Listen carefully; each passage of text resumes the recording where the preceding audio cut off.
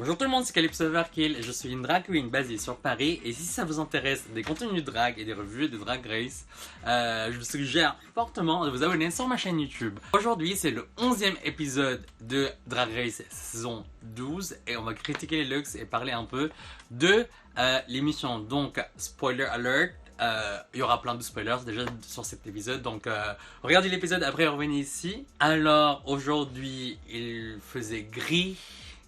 Et moi aussi. Tout à l'heure, j'étais en train de chercher en fait quel look je pourrais mettre ce soir et je n'ai pas. Du coup, j'ai trouvé ce collier. Je me suis dit, allez, on va faire une headpiece avec. Et genre, je l'ai mis. J'étais en mode, ah, coup de génie. Vraiment, franchement. I'm a mastermind. A mind of a mastermind. See, I'm telling you, I have the mind of a I have the mind of a mastermind. What's that? I don't know, but I'm so creative like that. Alors, le maxi challenge de cette semaine, c'est les queens devraient faire un one drag show, enfin one woman, one drag show.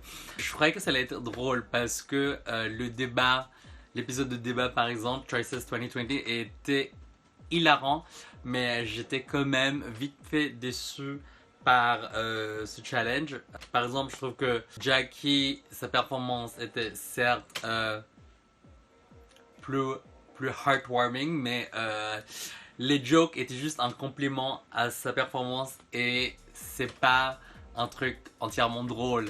Et alors que Gigi, tu vois en fait dans ses yeux qu'elle paniquait, mais le concept est tellement drôle et tellement twisted et c'est tellement bien, mais c'est juste dommage en fait qu'elle a pas réussi à exécuter à 100% sa performance.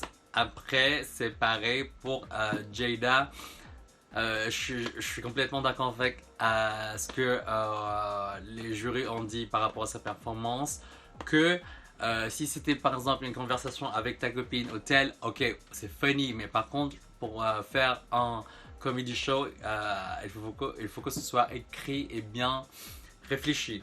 En fait, les gens, ils pensent en fait que vu que t'es drôle naturellement, que ça va marcher pour les comedy shows. Certes, parfois en improvisant, oh oui, on pourrait être drôle, mais il faut quand même les grosses lignes en fait de ta performance pour savoir l'idée et l'histoire que tu vas raconter ou ce que tu veux faire. L'idée de Crystal Method est tellement géniale, tellement débile et que ça vous fait beaucoup plaisir et c'est plus ou moins d'humour de Fugly. Donc si vous n'êtes pas au courant, Fugly c'est Madhouse ici à Paris. Et donc voilà, c'est tellement drôle et j'ai complètement adoré. Bon, arrêtons de parler de Comedy Challenge et allons critiquer les looks. Let's go!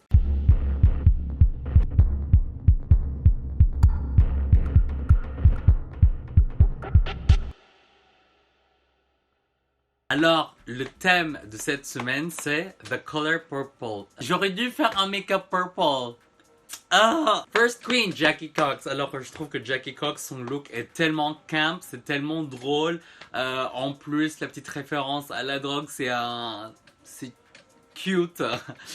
C'est bien réfléchi, c'est pas du tout son esthétique, mais je trouve que c'est sa personnalité. Genre, je la vois faire un truc comme ça, c'est tellement drôle et aussi ça remplit bien le challenge et la couleur complémentaire du violet c'est jaune, donc les cheveux sont jaunes et c'est pour ça que voilà. Le look est tellement bien réfléchi et je m'en demandais comment ils ont réussi à changer leur make-up, si ils ont fait ce runway juste après le challenge, mais en tout cas genre c'est un top pour moi, j'adore énormément ce look et bravo. Next Queen, Crystal Method. Alors ce look est tellement génial. 50 nuances de violet pour le coup. Et c'est tellement l'identité Crystal Method en mode cartoonesque, beaucoup plus enfantin. Elle se prend pas au sérieux. Franchement, je trouve ce look tellement génial. Et en plus, comment elle a présenté, comment elle a exécuté sur le runway est tellement bien. Donc pour moi, c'est un top aussi. C'est génial, j'ai rien à dire. Et en plus, elle a mérité de gagner l'épisode de cette semaine. Mais dans l'image globale, est-ce que... Enfin, moi, j'espère qu'elle pourrait être dans le top. Mais elle a réussi à avoir un win juste à la fin. Et, mais...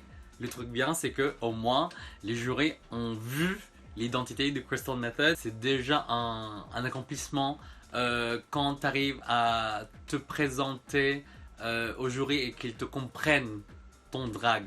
Donc voilà, c'est un top. Next queen, Heidi in Closet, et c'est drôle parce que RuPaul continue à dire en fait que Heidi, Aphrodite, et les autres vendent noms qu'elle lui a dit avant.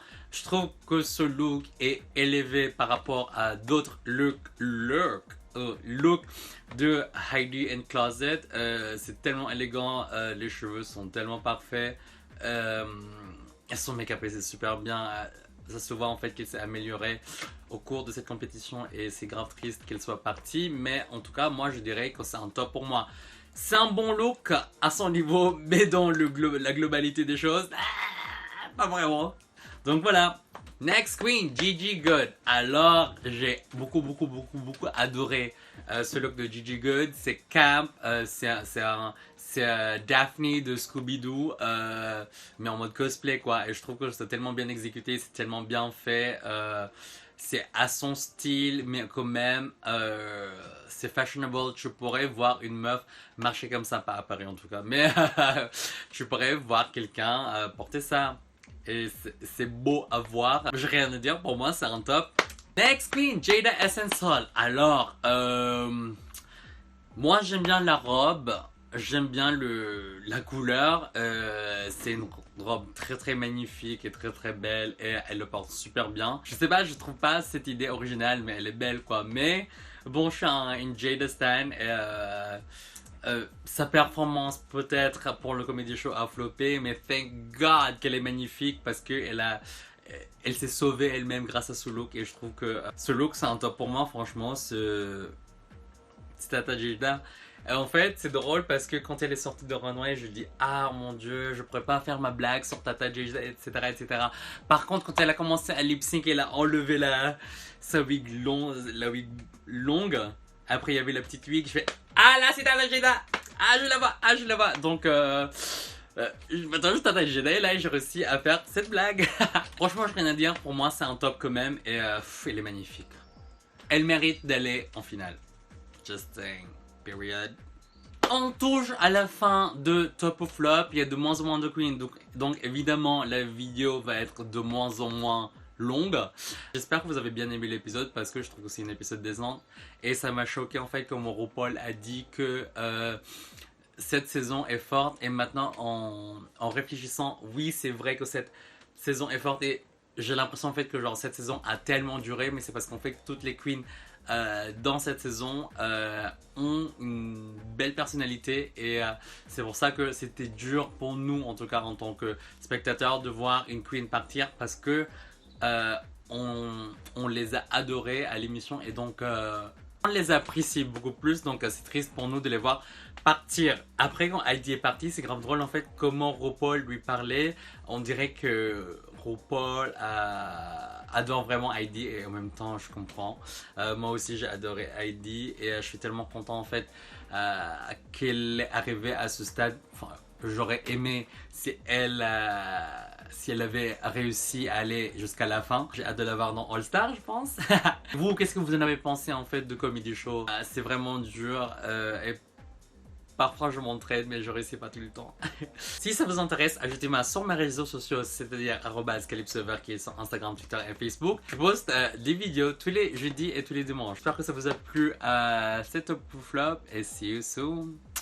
Bye.